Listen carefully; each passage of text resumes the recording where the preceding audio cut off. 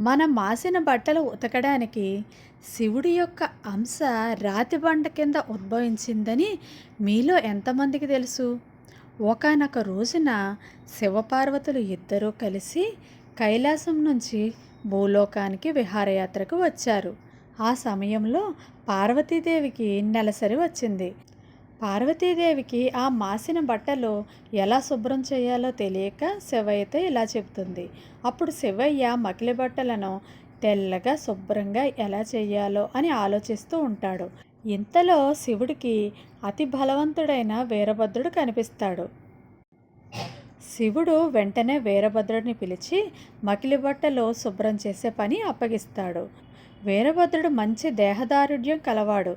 నాకు సాధ్యం కానిది వేరెవ్వరికీ సాధ్యం కాదు అలా ఆలోచిస్తూ బట్టలు మురికి ఎంతసేపు ఉతికినా శుభ్రం కాకపోవడంతో బట్టలను గట్టిగా బండకేసి ఉతకసాగాడు. ఎంతసేపు ఉతికినా బట్టల మురికి అయితే పోలేదు. వీరభద్రుడికి పట్టరాని కోపం వచ్చింది. బట్టలను మరింత గట్టిగా బండకేసి ఉతుకుతూ శివుడు కళ్ళల్లోకి చూస్తాడు. అప్పుడు ఆ శివుడు చిరునవ్వుతో వీరభద్రుడి వైపు చూస్తూ ఉంటాడు.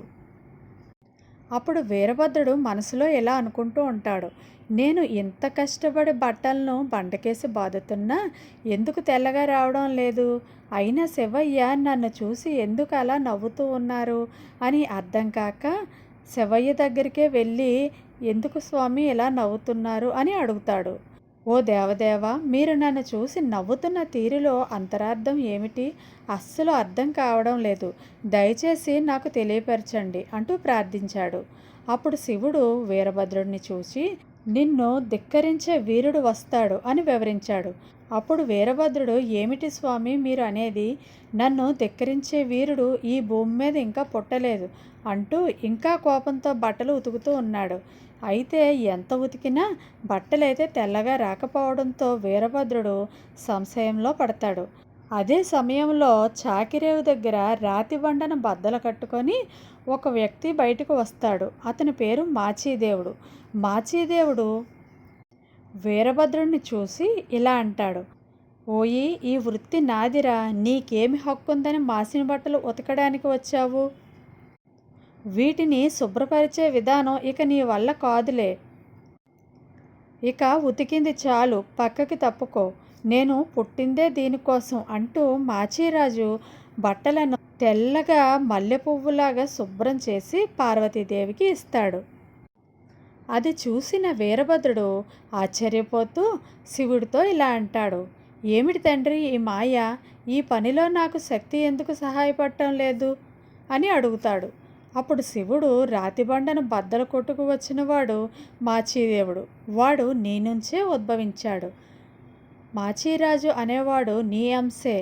మాచీరాజు పుట్టుకకు భక్తికి నీవే ఆద్యుడువు. ఇక నుంచి మాచీదేవుడికి కలియుగ వీరభద్రుడు అని పేరు పొందుతాడు.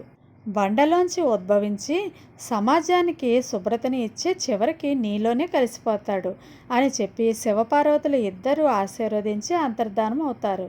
వీరభద్రుడు మాచీరాజు అంశతోనే రజకులు ఉద్భవించారు అని చెప్పబడింది. ఒకానొక సందర్భంలో రాజులు పాలకులు రజకులను అవమానించినప్పుడు మాచీదేవుడు రాజులను పాలకులను శిక్షించి తన ప్రజలను రక్షించినటువంటి సందర్భాలు చాలానే ఉన్నాయి. మీరు ఎప్పుడైనా మాచీదేవుడు ఆలయాన్ని సందర్శించారా? మీరు మీ అమూల్యమైన అభిప్రాయాన్ని కామెంట్ రూపంలో తెలియజేయండి. ప్లీజ్ లైక్ చేయండి.